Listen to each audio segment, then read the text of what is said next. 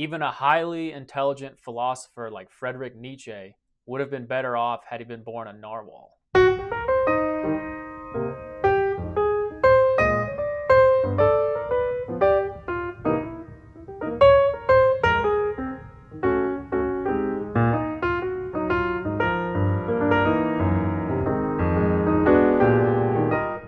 Good afternoon, everyone. Welcome to Read the Right Thing Book Reviews. I'm Eric. Thanks so much for watching. Today I'll be reviewing If Nietzsche Were a Narwhal by Justin Gregg. Justin Gregg is a senior research associate with the Dolphin Communication Project. He's also an adjunct professor at St. Francis Xavier University. I originally saw this book while I was browsing Barnes & Noble, and I thought it looked pretty interesting. So I put it on my list to read, and I got it a few months ago and gave it a go. There's one main question that the book poses. Is human intelligence a gift or a liability? When you compare intelligence between humans and animals, we should win every time, right? We communicate better than animals, we create more things like medicines and massive cities, and we live longer and more comfortably. Justin Gregg argues that we don't always win this contest, and that we'd be better off if we had the same intelligence as animals. Even a highly intelligent philosopher like Friedrich Nietzsche would have been better off had he been born a narwhal or some other animal. Nietzsche pitied, but he also envied cows because they don't think about their own deaths. So Justin Gregg is arguing that Nietzsche would have been better off had he been the same thing that he pities. Here's a part from early on in the book. Nietzsche both wished he was as stupid as a cow so he wouldn't have to contemplate existence, and pitied cows for being so stupid that they couldn't contemplate existence. That's the kind of cognitive dissonance that generates big ideas. Nietzsche's contributions to philosophy included challenging the nature of truth and morality, famously declaring God to be dead, and grappling with the problem of meaninglessness and nihilism. But this body of work came at a terrible price. In his personal life, he was a hot mess, the quintessential example of how too much profundity can literally break your brain. And then later on he says, he was a creative genius, but clearly not a well man, and also a terrible neighbor. Friedrich Nietzsche contributed greatly to the world of philosophy, but he eventually had a mental breakdown when he saw a horse being whipped by its owner. He remained in a catatonic state before being put into a mental asylum in Switzerland. He never recovered from this. Before debating intelligence, it's important to define what is intelligence. Intelligence can be the way you experience the world, or the way you acquire and use knowledge and skills. You might look at the incredible things humans are doing and chalk it up to intelligence. Things like sending a robot into Mars, writing a beautiful symphony, contemplating death, etc. However, scientists and psychologists struggle to agree on a definition of intelligence. Even scientists who are working on artificial intelligence couldn't all agree on a set definition. To me, I think you know intelligence when you see it.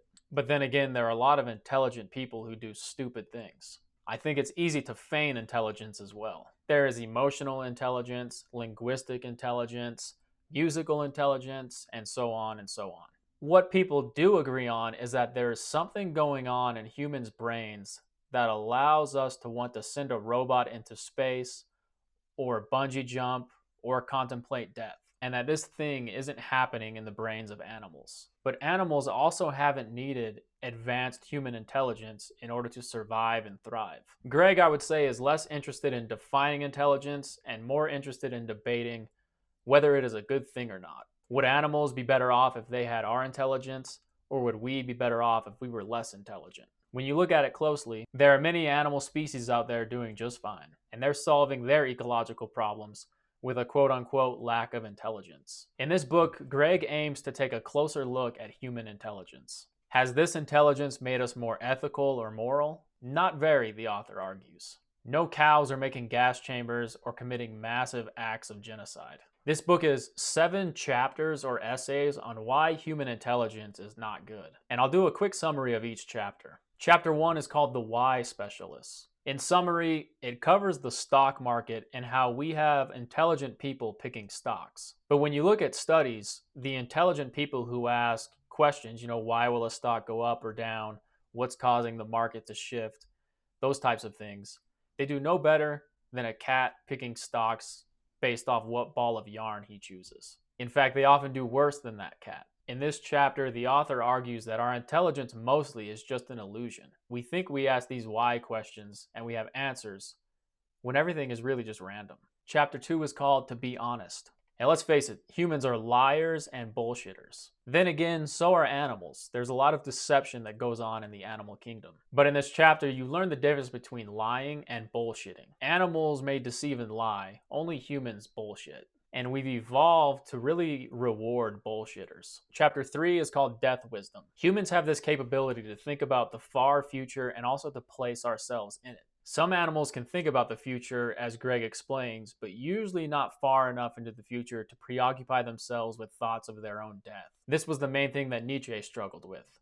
Contemplating his own death was really too much for him. Chapter 4 is called The Gay Albatross Around Our Necks. In this chapter, Gregg points to all the evil things that humans have acted out in the name of morality. Gregg writes about morals versus norms. And I found this section very interesting. Sometimes I think we could confuse norms with morals, especially in our own little communities or even as in our broad cultures as nations. For example, eating certain animals. In different cultures, it's just goes against the norm. Some cultures don't eat cows, while other cultures it's fine to eat cows. One of the morals or norms that he contrasts and compares animals and humans with is homosexuality. He gives all the examples of homosexuality being completely normal in the animal kingdom. Chapter 5 is called The Mystery of the Happy Bee, and Gregg asks the question of whether animals enjoy happiness or pleasure. Are animals even conscious of pleasure?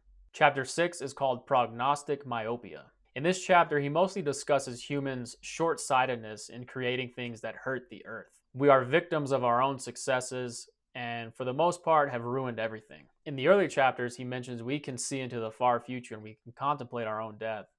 But yet at the same time, we can't comprehend the damage that we're doing for, 100, 200, 300 years into the future. We're just not wired that way. I think we're wired a little more selfishly than that. Is this going to affect me in my life? No. Is it making it better now? Yes. Okay, let's do it. Even though, some of these decisions might have harmful consequences for the very far future. The final chapter is titled Human Exceptionalism. In this final chapter, he basically summarizes his argument and he states that human intelligence is indeed the dumbest thing to ever happen. Now, Gregg writes depressing topics with a tinge of humor, making it much easier to read. This could have been such a depressing read, but he writes with the curiousness of a scientist and presents his findings with positivity and humor. Now, he lightens the blow of his argument. Saying that human intelligence is the dumbest thing ever, could come across as pretty heavy. I found the concept of this book very interesting, but I didn't love the book. I hoped it would have been more philosophy and a little less science and global warming talk.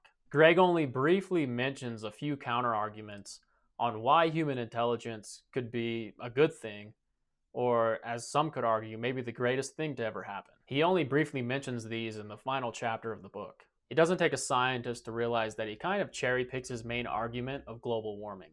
I think he just oversimplifies this debate completely. And whatever is good is debatable. No person or thing is inherently good or evil. And it's the same thing with human intelligence. Has human intelligence caused a lot of harm? Yes. But has it also caused an exponential amount of good? Again, yes. I think back to phones and entertainment and having knowledge at the tips of our fingers. But with that, there's also an epidemic of loneliness, and we all seem to be addicted to our phones. His main argument and example he uses is global warming and the climate crisis. He argues that we are causing our own extinction, and maybe this is true, or maybe our extinction is really inevitable. He points to some species of animals that, especially like crocodiles, that they've been here since the dinosaurs, and they'll probably continue to be here long after we're gone. But many other animal species have come and gone too. To quote Jurassic Park, maybe it's because nature chooses them, and at some point, maybe nature will choose us.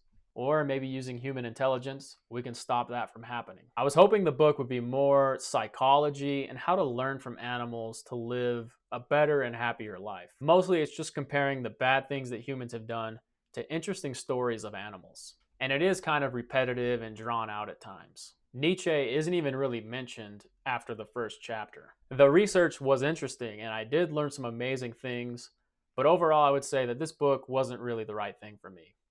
which is okay. Sometimes that happens. I would say I still enjoyed it and I still learned a lot, but it's not the most enjoyable thing I've read this year. Gregg admits that he's a hypocrite for enjoying his current life while writing this book and having these views, and I do commend that. Some people, they get a holier than thou attitude and they point the finger at others. In this case, he's pointing the finger at human intelligence, but he's quick to point at himself too and say, I'm basically a hypocrite. For example, he drives a car with a combustible engine and he enjoys his imported coffee. Some of the chapters were more interesting than others, but I just started to get a little bit bored with this book. But if you like books that contain some amazing facts about animals and asks an interesting question, then you should check it out. Well, that was my review of If Nietzsche Were a Narwhal by Justin Gregg. I hope you found this video helpful. If you read this book, let me know what you thought about it in the comments. If you know someone who's read this book and would enjoy this video, please do me a favor and send it along to them. Thanks for tuning in once again, and as always, read the right thing.